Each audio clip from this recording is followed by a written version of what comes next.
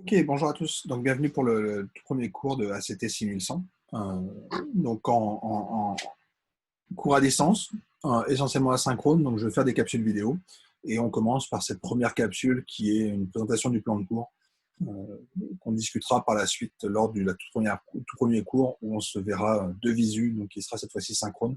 Mais je prévois les capsules pour que vous puissiez les voir avant qu'on se voit de visu où ce sera plus une discussion et questions-réponses. Donc, je vais basculer sur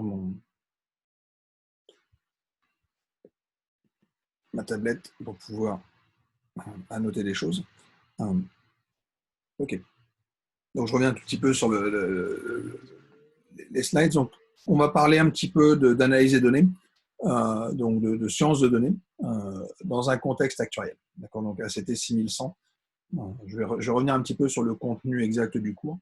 Donc, toutes les informations sont en ligne, seront en ligne sur Moodle et sur le repo GitHub que j'ai créé, qui contiendra toutes les informations. Donc, la série de slides aujourd'hui, donc ce que j'ai appelé Intro 1, revient uniquement sur la présentation du plan de cours, sur les modalités de contrôle et des petites informations pratiques. Okay, donc, première chose, je vais commencer par revenir un peu sur ce que raconte le descriptif du cours. Donc, ce cours a comme prérequis STT 5100. Donc, je pense que la plupart des étudiants qui sont inscrits dans le cours avaient suivi un STT 5100 l'hiver dernier. Alors, il s'avère que c'est moi qui donnais le cours, donc la plupart d'entre vous m'ont déjà eu comme prof. Donc, vous allez reconnaître beaucoup de choses dans la forme des slides. Donc, dès que j'ai des documents, des instructions qui sont indiquées en vert, c'est qu'il y a un lien URL derrière. Donc, dès que vous cliquez, vous avez plus d'informations. Donc, je me suis contenté ici de reprendre l'intitulé qui est sur le descriptif du cours sur le site de l'UQAM. Okay, donc le but du cours, c'est de comprendre les fondements d'apprentissage, les méthodes d'apprentissage statistique supervisées et non supervisées sous un angle actuariel. Donc ça veut dire quoi? Ça veut dire qu'on va parler de deux techniques d'apprentissage. Donc apprentissage, j'essaierai de définir un peu le terme. Donc j'ai prévu un glossaire un petit peu plus tard. Donc il y aura une série de capsules numéro 2 où je vais présenter un peu les termes standards, donc supervisé, non supervisé. Le supervisé, ça veut dire qu'on veut expliquer quelque chose. On a une grandeur qui nous intéresse, comme dans un modèle de régression. Il y a une variable Y qui est ma variable d'intérêt et je veux l'expliquer par des variables explicatives. Okay. Non supervisé, c'est que je ne cherche pas à expliquer quoi que ce soit, je veux juste décrire mes données. Okay. Donc on n'a pas de variable Y, on n'a que des X et on veut éventuellement repérer une structure. Okay. Donc j'essaierai d'expliquer, on reviendra un petit peu là-dessus. Donc c'est ces deux méthodes-là. Et il y a cette notion d'angle actuariel. Donc, on présentera des applications avec des données d'assurance essentiellement, mais toutes sortes d'autres applications. Okay. On va appliquer différentes méthodes pour l'analyse de données actuarielles avec un langage de programmation comme R. Donc oui, je vous ferai des applications. Donc, je vous présenterai, un peu comme dans le cours de STT 5100, la théorie de ce qu'on essaye de faire. Parce que la plupart de ce qu'on fera, il y a quand même une théorie sous-jacente. Okay. Donc, je vous présenterai la théorie ou alors un algorithme, en particulier quand on fera des méthodes d'apprentissage un peu plus avancées. Donc, je vous présenterai le fonctionnement un peu théorique et on le mettra en œuvre sous R. Donc, je vous donnerai les codes pour pouvoir le programmer. Donc, on fera des applications typiques en IRD, en assurance collective, régime de retraite et en finance. Donc, je présenterai effectivement des applications dans ces différents domaines, y compris en finance. Donc, par exemple, quand je reviendrai je ferai quelques compléments mathématiques parce qu'il y a besoin d'aller un peu plus loin, en particulier en analyse. Donc, je ferai un peu en optimisation. Donc, je ferai l'optimisation convexe, par exemple. Je reviendrai sur l'optimisation, la programmation linéaire et la programmation les problèmes d'optimisation quadratique. Donc, l'optimisation quadratique, c'est typiquement ce qu'on a en finance quand on fait l'optimisation de portefeuille et qu'on veut minimiser une variance. Okay, minimiser une variance sous une contrainte de rendement, qui est le problème de base de Markowitz, c'est un problème d'optimisation. Donc, je vous montrerai un peu comment est-ce qu'on peut le résoudre, et en particulier quand on rajoute des contraintes, par exemple quand on interdit les short positions, donc quand on interdit d'être à découvert sur certains titres, c'est des contraintes. Et comment est-ce qu'on fait de l'optimisation sous contrainte? Donc, j'en parlerai un petit peu parce que ça va être la base de beaucoup de méthodes d'apprentissage. Donc, je les lie un petit peu avec ce qu'on fait en finance. Mais voilà, on fera toutes sortes d'applications par la suite. Donc, dans le contenu un peu plus spécifique, donc, on parle d'exploration de données. Donc, exploration de données, c'est quoi? C'est essentiellement les techniques dites non supervisées. Okay, donc, on veut voir des données. Okay. Alors là se pose le problème de ce qu'on va appeler la grande dimension. C'est que quand vous êtes avec des données dans un espace grand, quand vous avez une dizaine de variables explicatives, c'est dur de voir les données. Okay.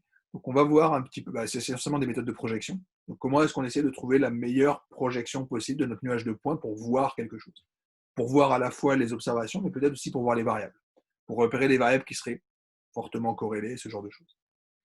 Donc, on parlera d'apprentissage supervisé, non supervisé. Okay. Donc, voilà un peu pour les grands thèmes. Si on rentre un peu plus dans le détail, donc on va apparaître la notion d'analyse en composantes principales, donc l'ACP. Donc, ce sera effectivement la première méthode d'apprentissage non supervisé dont on parlera. Okay. Donc, ça va être la réduction de dimensions.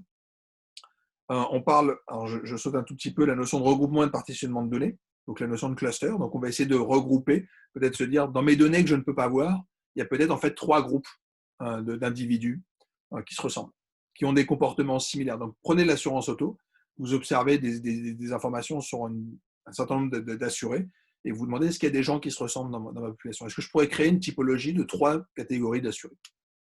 Donc, c'est la notion de cluster. Je ne cherche pas à expliquer qui va avoir un accident, je veux savoir s'il y a des gens qui se ressemblent. Okay. Donc, on est clairement dans du non supervisé. Dans le supervisé, on parlera d'arbre de décision de classification. Donc, ce sera effectivement une alternative aux méthodes de régression. Okay. Je parlerai de méthodes d'agrégation. Alors, ce n'est pas explicitement dit dans le plan de cours, mais les méthodes d'agrégation, c'est ce qui vient ensuite. C'est-à-dire comment je peux faire quand j'ai plusieurs modèles. Donc, en particulier, ça arrive naturellement quand on voit les arbres, c'est qu'on voit que faire un arbre, c'est mignon, mais quand on peut en faire plein, on fait une forêt. Okay. Et les forêts aléatoires, c'est quelque chose de très puissant. Donc, c'est ce qu'on va appeler une notion de méthode d'agrégation de type bagging. Donc, on va agréger des modèles. Okay. On pourra aussi faire de l'apprentissage séquentiel. Donc, on va commencer par apprendre avec un premier modèle, puis ensuite on construire un deuxième sur les résidus, puis ensuite un troisième, puis on va itérer comme ça plein de fois. Donc, on a une différence entre un apprentissage en série ou un apprentissage en parallèle, si je fais un parallèle avec l'électronique. Okay. Donc, soit je le fais parallèlement, soit je le fais de manière séquentielle. Okay. Donc, pour parler un petit peu de ça, et je pense qu'on finira aussi sur les méthodes de réseau de neurones, donc, puisque c'est assez à la mode, au moins pour que vous compreniez un peu la philosophie des méthodes de réseau de neurones. Je ferai des parallèles avec certains des réseaux de neurones auparavant. Donc, par exemple, quand je vous ferai l'analyse aux composantes principales, je ferai lien avec certaines méthodes de réseaux neuronaux qui reviennent en fait à faire une ACP sous certaines conditions. Okay. Il est évoqué un point qui est l'analyse des données temporelles. Ce sera couvert si on a le temps à la toute fin. C'est vraiment pas l'objectif du cours ici parce que les données temporelles, c'est assez particulier. Je parlerai peut-être un petit peu de notions séquentielles, de notions récurrences. Donc, par exemple, quand on fera des réseaux de neurones, j'évoquerai un petit peu les réseaux de neurones récurrents. Okay. Si on a le temps, je parlerai peut-être des modèles classiques de série temporelle, mais c'est peut-être pas l'objet essentiel du cours qui est ici. Okay. Donc, voilà un peu le contenu général du cours. L'essentiel des informations sont dans le plan de cours. Je vous encourage à aller voir le plan de cours. Donc, ils sont sur le repo GitHub du cours et vous aurez toutes sortes d'informations. Là aussi, sur le Moodle, vous aurez tout. Alors, sur le découpage du cours, alors j'ai l'impression que j'ai un problème de connexion. Je vais faire peut-être une petite pause rapide. Pardon, petit souci de connexion. Donc, je vais vous présenter un petit peu le plan du cours de la manière la plus détaillée possible. Même si, encore une fois, il y a beaucoup de mots-clés sur lesquels je reviendrai dans une deuxième capsule vidéo qui sera vraiment beaucoup plus orientée autour des termes pour qu'au moins vous puissiez faire le lien entre les différents objets qui ont tous des noms différents. Donc, il y aura beaucoup. Autant le cours de STT 5100 est un cours de, encore une fois, je l'appelais boîte à outils, mais dans lequel il n'y avait pas beaucoup d'outils. C'est qu'en gros, on avait le modèle linéaire et les modèles GLM. Donc, en gros, la régression logistique, la régression de Poisson. Donc, on avait ces 3 petits outils. On avait vu des petites choses en plus qui étaient par exemple les méthodes de lissage. Okay, donc, je vous avais parlé de spline, des objets de ce type-là, okay, donc qui permettaient de commencer à faire un peu de non linéaire. Là, on va avoir beaucoup plus d'objets, donc de types de modèles et en plus de méthodes d'estimation. Donc, ce qu'on faisait juste auparavant, c'était essentiellement des moindres carrés. On s'arrête, du maximum de vraisemblance, qui est équivalent au moindre carré quand on avait les modèles gaussiens. Okay. Là, on va avoir beaucoup plus aussi de méthodes d'estimation. Donc, ça va commencer à devenir un peu plus nébuleux. Et je pense qu'une capsule un peu de présentation générale des différents aspects de ce qu'on verra peut être intéressante. Mais pour expliquer un peu d'un point de vue temporel ce qu'on va faire, donc on va commencer par des rappels. Alors ce que j'appelle rappel, j'ai bien conscience que ce n'est pas des rappels, ça pourrait s'appeler des compléments de maths. D'ailleurs de mémoire, je les appelle compléments de maths dans mes capsules. Donc il y a quelques rappels en R. Je verrai s'ils sont nécessaires, mais comme vous avez déjà tous suivi à la fois Labo d'Actuaria et STT 5100, a priori, ce n'est pas nécessaire. Donc, vous savez faire un fichier à Markdown, donc il n'y a pas de souci. Je vais passer plus de temps sur essentiellement deux aspects importants. Le premier, ça va être les aspects d'algèbre linéaire. Euh, Pourquoi? Parce que ça va être la base de tout ce qu'on fera. Donc, par exemple, quand on fera de la réduction de dimension avec l'analyse en composantes principales, la base, c'est de comprendre ce que c'est qu'une projection. Okay. Et on verra réapparaître ces projections plus tard par la suite. Okay. Donc, les notions de projection, on les avait entrevues quand on faisait des modèles linéaires, mais ça va devenir essentiel ici. Okay. Et en particulier, on verra quelque chose de très important qui est la notion de décomposition spectrale. Donc, qu'est-ce que c'est que les valeurs propres? Qu'est-ce que c'est que des vecteurs propres? Okay, donc, vous avez dû voir des définitions un peu algébriques de ces objets-là. On va voir ici qu'en analyse des données, ils ont des interprétations très, très fortes. Okay. Donc, on verra que, en gros, tout ce qu'on fera dans les premières sections de modèles non supervisés, c'est basé sur des notions de décomposition spectrale de matrices. Des matrices de variance-covariance, en gros, de l'observation. Okay. Donc, ce sera un point important. Il y a un autre aspect qui est la notion de norme et de notion de produit scalaire. Donc, on verra un petit peu tout ça parce que quand on cherchera des clusters, par exemple, donc quand on a des points et qu'on veut créer des groupes, c'est basé sur le fait que tous les points ils sont proches entre eux. Donc, il va falloir mesurer les distances entre individus, voire des notions de distance entre groupes. Okay. Donc, on a besoin d'avoir des notions de distance et de normes. Donc, je reviendrai un petit peu sur ce que c'est que ces distances et ces normes pour que les choses soient plus claires. Donc, j'ai décidé délibérément de mettre ces compléments de maths avant, okay, histoire qu'on pose les bases de manière solide. Donc, je pense qu'on passera peut-être 3 ou 4 semaines vraiment sur ces compléments mathématiques, essentiellement pour que par la suite, les choses soient plus naturelles. Okay, quand je referai de la CP, je reviendrai un petit peu sur ces notions de décomposition spectrale, mais le fait de l'avoir vu une première fois fait que quand on le verra dans un cadre plus appliqué, tout d'un coup, les choses paraîtront plus simples. Okay. Donc, quand je vous parlerai de SVD, de décomposition en valeurs singulières, vous verrez pourquoi ça a du sens, parce qu'on aura déjà parlé un petit peu de ça auparavant. Okay. Donc, c'est ce genre de choses que je veux. Donc, on va commencer par décrire un petit peu les différents outils en algèbre linéaire qui sont importants. Avec des digressions peut-être un peu techniques, en particulier sur les normes. Donc on parlera de produits scalaires. Okay, la notion d'orthogonalité, c'est important, en particulier quand on veut faire des projections. Mais on verra qu'on peut construire des normes de manière un peu exotique, mais qui ont vraiment fait leur preuve dernièrement. Donc, c'est les notions de kernel qui arrivent en machine learning. Donc, le fait que ce puisse être intéressant de ne pas rester sur l'espace euclidien, donc de ne pas rester sur le plan, mais peut-être de déformer les observations. Okay. Donc, c'est de se dire que peut-être je peux avoir du mal à séparer des points rouges et des points bleus dans un problème de classification s'ils sont dans le plan. Mais si jamais j'arrive à faire ressortir, donc à passer dans une troisième dimension, donc à quitter mon plan, à arriver dans une troisième dimension où cette fois-ci les points bleus sont au-dessus, les points rouges sont en dessous, c'est très facile de créer des séparateurs linéaires. Donc peut-être qu'au lieu de se dire qu'on va faire des modèles non linéaires, peut-être qu'il faut déformer les données pour qu'on puisse appliquer des modèles linéaires dessus. Okay. Donc c'est ça qu'on va essayer de discuter un petit peu quand on parlera de normes. Voilà. Je reviendrai sur les interprétations mathématiques qu'on a derrière. L'autre point important, c'est le dernier, c'est l'optimisation convexe.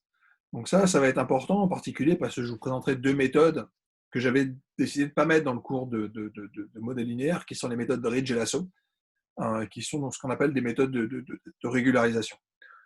On a un petit peu aperçu quand je parlais des modèles AIC, des critères d'Akaike. Akaike vous dit on a le maximum de la vraisemblance qui nous intéresse, donc on a cette vraisemblance, mais on va la pénaliser par la complexité du modèle. Ce que disent Ridge et Lasso, c'est de dire, en fait, au lieu de le mettre comme critère de validation de modèle, je vais le mettre comme critère objectif. Okay, donc, je vais m'intéresser à maximiser ma vraisemblance, mais que je vais avoir pénalisé par quelque chose. Okay. Donc, cette pénalisation, on peut l'avoir comme étant un problème de contrainte, et donc j'ai besoin de faire de l'optimisation sous contrainte. Okay. Donc, ça, c'est la première chose. L'autre aspect, c'est que l'optimisation, ça marche bien quand on est sur des fonctions convexes, voire strictement convexes, ou disons au moins convexes et différenciables. Okay. Si jamais on est sur des fonctions convexes mais pas différenciables, et c'est ce qui va apparaître assez souvent dans les problèmes qu'on va regarder, ça peut être plus compliqué. Ça peut être plus compliqué, mais heureusement, il existe des cas pour lesquels ça marche bien. Et en fait, les cas théoriques pour lesquels on verra que ça marche bien, en particulier quand on fera des descentes par coordonnées, okay, c'est ce qui est utilisé en lasso. Et c'est ce qui fait que le lasso marche aussi bien. D'accord ? Donc, je vais revenir un petit peu plus sur les sous-jacents de ces méthodes d'optimisation qu'on appliquera sur des problèmes concrets. D'accord ? Donc, par exemple, je vous parlerai un peu de programmation linéaire. La programmation linéaire, elle apparaît explicitement quand on fait une régression quantile. Les régressions quantiles, enfin les quantiles, je n'ai pas besoin de vous dire, mais c'est essentiel dans les mesures de risque, par exemple. Okay, donc, voilà, c'est ça dont on parlera. C'est des problèmes qu'on va relier à des problèmes d'actuariat, mais qui sont des problèmes de statistiques et de modélisation. Mais auparavant, on a besoin d'avoir des outils mathématiques pour pouvoir les résoudre. Okay. Donc, on a essentiellement deux aspects, l'algèbre linéaire et les problèmes d'analyse convexe, okay, sur lesquels je passerai un petit peu de temps pour qu'on consolide un petit peu les bases, et ensuite, on va pouvoir appliquer ces différentes approches. Donc, on aura essentiellement deux parties qui sont assez déséquilibrées. Une méthode orientée autour des modèles non supervisés. Okay. Donc, non supervisé, là encore, je l'expliciterai, mais ça veut dire que vous voulez juste décrire vos données. Okay. Donc, c'est vraiment une analyse exploratoire. Vous voulez juste regarder ce qu'il y a dans vos données, puis peut-être faire des groupes, peut-être faire des réductions de dimensions, ce genre de choses. Donc, on fera de l'ACP, c'est-à-dire essentiellement réduire la dimension quand vous avez des variables continues. Je ferai le cas de la réduction de dimension quand vous avez des variables factorielles. Okay. Donc, ça va être l'AFC et l'ACM, l'analyse des correspondances. Et on parlera de cluster, c'est-à-dire je vais regrouper soit des groupes de variables qui sont identiques, qui se ressemblent beaucoup. D'accord. Donc, supposons que vous voulez faire un tarif avec 150 variables explicatives, vous dites, je vais peut-être créer des groupes. Donc, il y a peut-être un groupe qui capture un effet, qui est peut-être quand est-ce que la personne conduit, est-ce qu'elle conduit sur des bonnes routes. J'ai une autre information sur le type de véhicule que conduit la personne. Donc, c'est vraiment créer des groupes, ce qu'on appelle les clusters, de variables. Mais je peux aussi faire la même chose. Donc, on aura toujours cette dualité entre les variables et les individus. Je peux créer des groupes d'individus en me disant, il y a peut-être une typologie d'une vingtaine de véhicules, ou une typologie de vingtaine d'assurés ou de maisons, par exemple. Okay. Donc, on veut créer des groupes de choses qui se ressemblent. D'accord. Donc, ça va être ces méthodes-là dans lesquelles je ne veux pas expliquer, une variable, je veux juste décrire. Donc, ce que ça veut dire aussi, c'est qu'on ne fera pas d'erreur. Okay. On ne fait pas d'erreur parce que je ne peux pas quantifier une erreur si jamais je n'ai pas un objectif clair. Mais c'est juste qu'il y a des méthodes qui marchent bien. Donc, par exemple, on pourra quand même se dire, je vais chercher la meilleure projection. Okay. Donc, ça, on a un critère objectif et on verra la solution. Okay. Donc ça, les deux premiers, 1 et 2, couvriront, je pense, la moitié du temps. Okay. Ensuite, on arrivera à la moitié du cours, et ensuite, on fera la deuxième partie sur les modèles supervisés. Donc, les modèles supervisés, l'avantage, c'est que c'est explicitement ce qu'on faisait dans les modèles linéaires, sauf qu'on va aller un peu plus loin. Donc, je vais avoir besoin d'un petit peu plus de théorie, en particulier sur les notions de fonction de perte, par exemple. Donc, ce qu'on fait quand on fait des moindres carrés, c'est qu'on minimise une perte des carrés des erreurs, mais pourquoi est-ce qu'on utilise une perte quadratique? Qu'est-ce qui se passe si je la change? Okay. Donc ça, on le discutera et on le verra déjà un tout petit peu avant. C'est que je pense que la régression quantile, par exemple, j'en parlerai dans la section d'optimisation. Okay. Mais on verra que cette fonction de perte, elle est importante. On parlera de régularisation, donc c'est ce que je disais tantôt. On peut essayer de rajouter des contraintes dans notre modèle. Par exemple, je veux un modèle simple. Okay. Donc, comment est-ce que ça s'estime proprement? On parlera un petit peu de simulation parce que ça va être important par la suite, en particulier quand on aura des arbres, quand on pourra créer des forêts. Ben, en gros, on créera des bases de données exactement quand on faisait du bootstrap en modèle linéaire. Okay, je vais recréer des fausses populations, puis créer des modèles dessus. Donc, ça va être l'idée des notions de forêt aléatoire qu'on va retrouver dans la notion de bagging. Donc, bagging, il y a les deux informations, il y a le agrégé et il y a la notion de bootstrap. Okay. Donc, on va agréger des modèles qui ont été construits sur des bases différentes. Okay. La notion de boostic, ce sera au contraire un apprentissage séquentiel. Okay. Et à la fin, je finirai par une présentation des différents modèles de neuronaux. Donc les réseaux de neurones de base, les approches récurrentes, avec la version un peu étendue qui sont les LSTM, donc qui sont des réseaux récurrents qui marchent relativement bien. Et si on a le temps, on parlera aussi de modèles convolutionnels qui sont par contre plus utilisés sur les images, pour faire de la classification d'images. Je vous mets quelques références donc pour ceux qui veulent aller plus loin ou soit dans un premier temps pour renforcer leur base. Donc encore une fois, les compléments mathématiques pourront être un petit peu techniques pour ceux pour qui l'algèbre linéaire c'est un peu loin, okay. Ou même l'analyse convexe. Okay. Donc je vous ai mis pas mal de choses. Donc en algèbre linéaire, vous avez un certain nombre d'ouvrages que je vous ai mis. Donc les 4 premiers sont dédiés explicitement aux méthodes matricielles. Okay. Donc par exemple ici vous avez des méthodes matricielles en data mining pour faire justement de l'exploration de données, mais aussi construire des modèles, puisque dedans ils font aussi de l'apprentissage. Okay. Dans les autres, ces deux autres ouvrages sont des ouvrages de undergraduate d'algèbre linéaire, donc qui vous réexpliquent ce que c'est des valeurs propres, des vecteurs propres. Donc moi je le ferai, mais encore une fois ce sera assez rapide. Si jamais vous avez besoin de retravailler là-dessus, je vous encourage à aller voir les livres. Okay. Je vous ai mis des choses en R. Donc par exemple ici vous avez le livre de analyse des données avec R, d'accord, donc qui reprendra l'essentiel plutôt du non supervisé, encore une fois. Sur le supervisé, on aura d'autres choses. Donc ça va être plutôt de la manipulation de matrices et ce genre de choses. Des choses en optimisation convexe. Vous avez aussi un ouvrage qui parle à la fois d'algèbre linéaire et d'optimisation. Okay, et je vous ai mis 2 ouvrages dédiés à l'analyse des données, okay, multivariées, pour ceux qui veulent là aussi creuser, puis peut-être comprendre un peu plus les fondements, parce qu'encore une fois, comme je fais le cours avec des slides, je ne peux pas forcément rentrer dans tous les détails. Je pourrais faire des compléments s'il y en a qui posent des questions spécifiques, mais les slides ne rentreront pas dans tous les détails, mais je vous montrerai essentiellement les résultats importants pour ensuite les mettre en œuvre. Comme il y a un volet actuariel, je vous ai mis aussi des applications actuarielles. Il s'avère qu'il y a 3 livres assez brillants qui sont sortis, donc qui ont été écrits par 3 collègues en Belgique, donc Michel Denuy, Donatien Hinault et Julien Truffin, qui présentent les méthodes d'apprentissage dans un contexte actuariel. Donc le premier, c'est ce qu'on a vu dans le STT 5100, c'est les méthodes GLM et les méthodes qui en dévient. Okay. Le deuxième est plutôt dédié tourne autour des arbres et des forêts. D'accord, donc on reviendra un petit peu là-dessus. Et le dernier parle beaucoup plus de méthodes neuronales. Okay.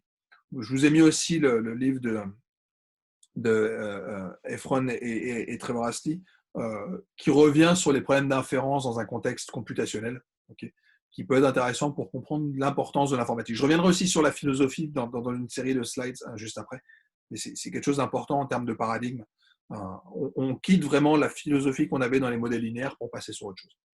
Je vous ai mis aussi des introductions au deep learning, donc vous reconnaissez tous les bâtiments de l'UDM, donc avec effectivement l'équipe qui était présente à l'UDM pour développer le deep learning.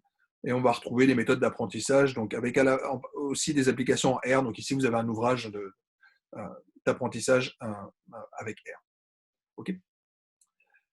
Sur l'évaluation, donc pour ceux qui m'ont déjà eu en cours, et normalement ça devrait être tout le monde, je reviens sur le fait que je ne fais pas cours pour vous préparer à l'examen, je fais cours parce que c'est mon boulot et c'est parce que je vous transmets des choses. Donc je suis là pour vous expliquer des choses. L'examen, c'est une mesure qui permet de voir si vous avez compris la matière ou pas. D'accord. Donc on me demande non seulement de vous transmettre la matière, mais de vous noter pour ça. Mais la mesure, c'est pas l'objectif. D'accord. Elle est là juste pour s'assurer que vous avez compris le cours et que vous avez travaillé. Okay. Donc je ne suis pas là pour vous préparer un examen. Okay. Je suis là pour vous donner le cours. Alors, il s'avère que ce cours, je ne l'ai pas encore donné, donc je n'ai pas d'historique d'examen à vous communiquer. Donc, je vous conseille surtout de pratiquer de reproduire tout ce que je vous ferai dans les slides, de le faire vous-même, de faire sérieusement les projets. Okay. Et à partir du moment où vous faites sérieusement tout ça, normalement, l'examen se passera bien. J'essaierai quand même de vous mettre des templates de questions possibles à l'examen. Il y aura un indice qui sont des quiz. Donc, je vais rentrer un peu dans le détail de ce que je vous demandais. Première chose, je vais vous demander de faire des quiz toutes les semaines. Donc, toutes les semaines, je vous enverrai un petit exercice qu'il faudra me faire de manière obligatoire et qui sera noté. Okay. Donc, ce sera l'histoire de vous faire travailler régulièrement. Okay.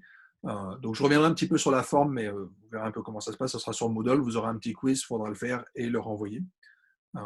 Je renverrai des éléments de correction une fois que vous avez soumis votre réponse. Mais si vous voulez leur discuter le vendredi dans les séances de cours, il n'y a pas de souci. Donc, il y aura 10 exercices, 10 quiz qui seront envoyés. Chacun compte pour 2%. Okay. Soit vous avez bon, soit vous avez faux. Donc, vous gagnez 2%. Comme il y a 10 quiz, on arrive à 20%. Okay. Donc, 20% de la note, ce sera ces quiz. J'ai mis 2 examens. Donc, les 2 examens, donc j'ai baissé un peu mes pondérations par rapport à d'habitude. Okay. Essentiellement pour éviter que ceux qui ont des soucis de connexion pour faire des examens en direct ne soient pas pénalisés. Là aussi, on aura l'occasion d'en discuter, mais les examens se feront a priori sur Moodle. Pour ceux qui ont des soucis de connexion, il y aura la possibilité que j'envoie un fichier PDF que vous remplissiez et que vous soumettiez en ligne.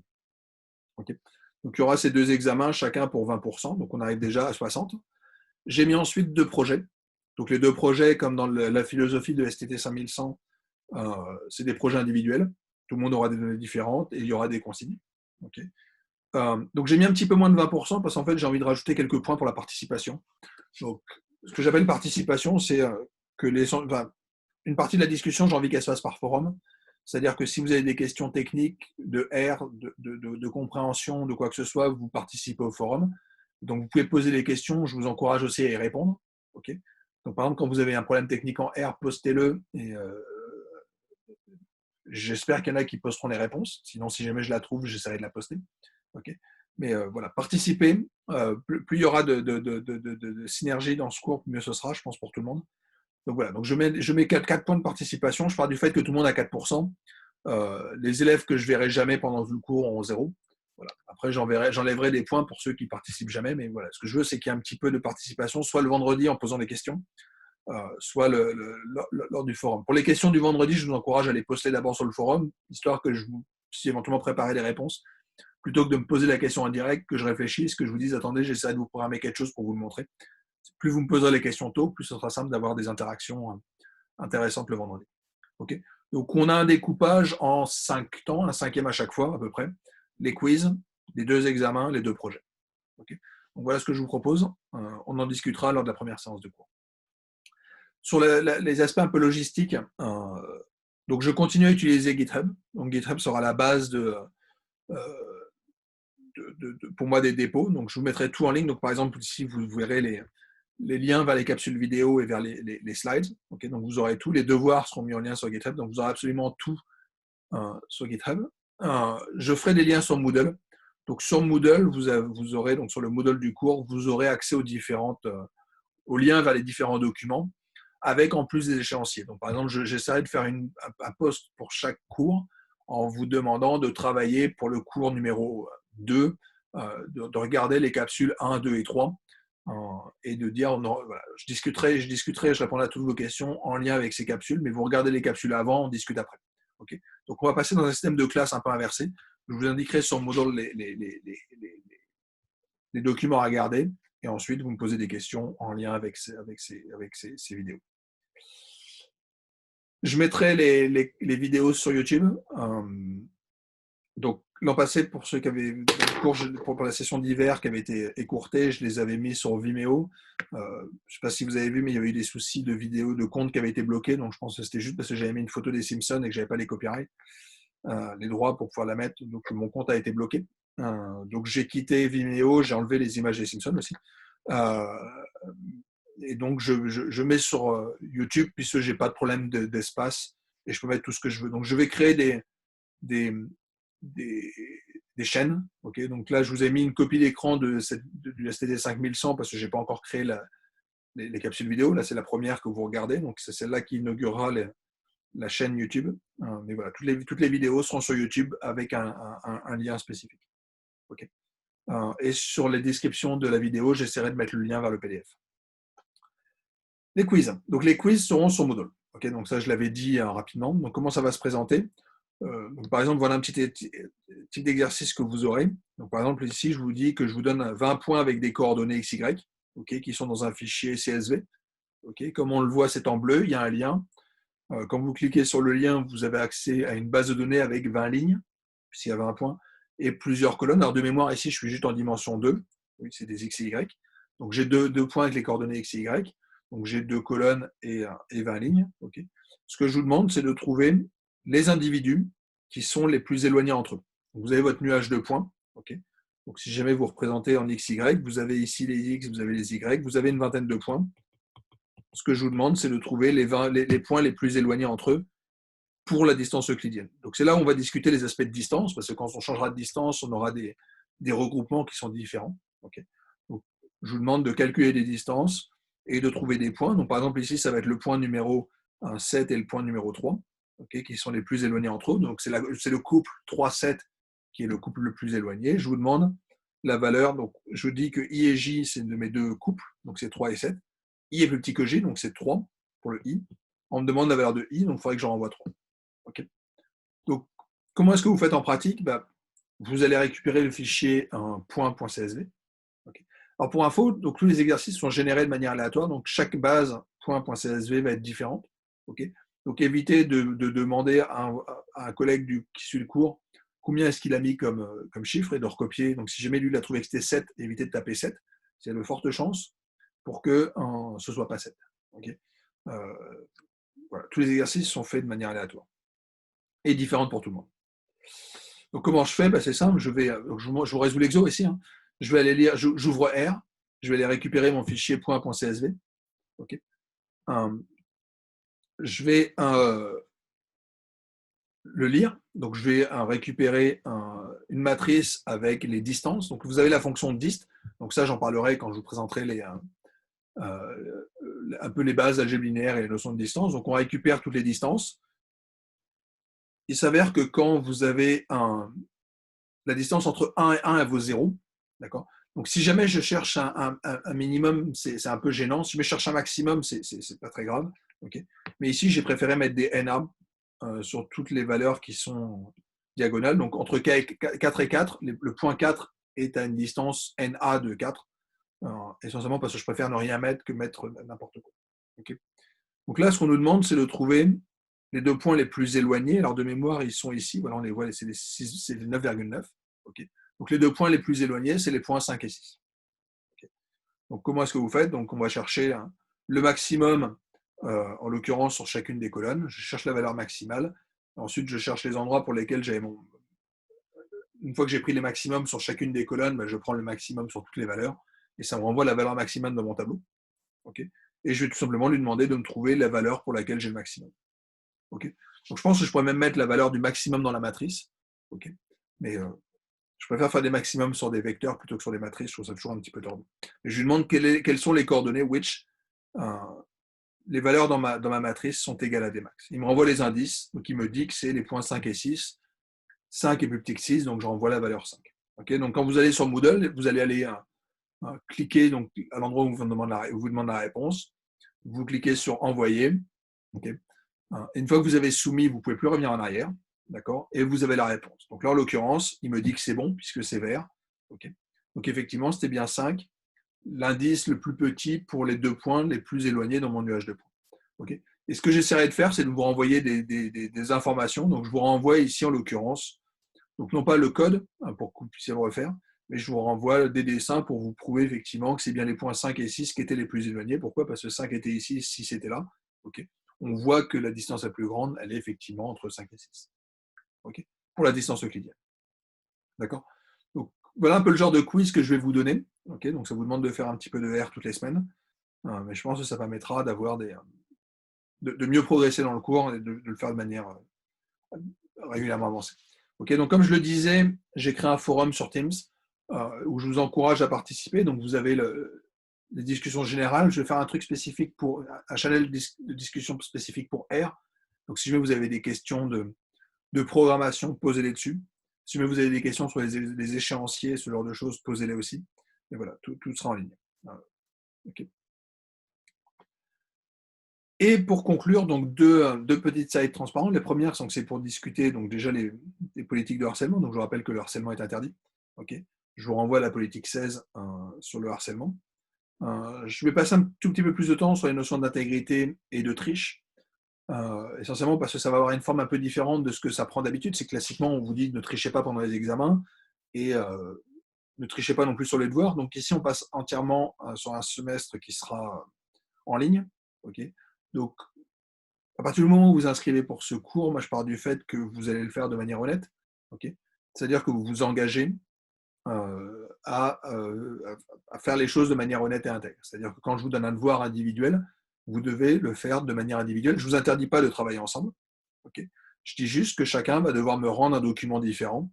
Mais encore une fois, vous avez le droit de discuter si jamais vous ne comprenez pas les choses. Donc, soit discuter entre vous, soit discuter via le forum. Et j'ai aucun souci à ce que vous travailliez ensemble. Par contre, les devoirs doivent être rendus de manière individuelle. Pour les examens, je pars du fait que c'est vous qui faites l'examen et que vous ne trichez pas. Okay.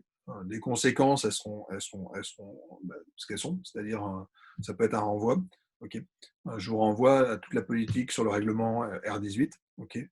Mais voilà, soyez sérieux. C'est pas parce que la session est en ligne que je tolérerai la moindre infraction académique. Et donc tout ça figure dans le plan de cours. J'ai rajouté un petit complément. J'ai l'impression que j'ai un petit souci de connexion. Je vais juste rebasculer. Pardon. Oui, donc j'avais un petit souci de connexion. Donc je vous ai mis un petit encart qui figure dans le plan de cours et qui sont plus spécifiquement liés au fait qu'on est sur une session en ligne. Okay. Donc je vous rappelle quelques principes. Donc en particulier, je vous informe du fait que quand on aura des séances synchrones, j'essaierai autant que je peux d'enregistrer. Si jamais j'oublie de le faire, dites-le moi. Je pense que c'est important pour que tout le monde puisse garder des traces et revoir. Je préfère faire un cours asynchrone. Donc, quand je m'enregistre, je le fais tout seul et je mets tout sur YouTube. J'ai pas de souci puisque je suis propriétaire de tout ce que j'utilise. Okay.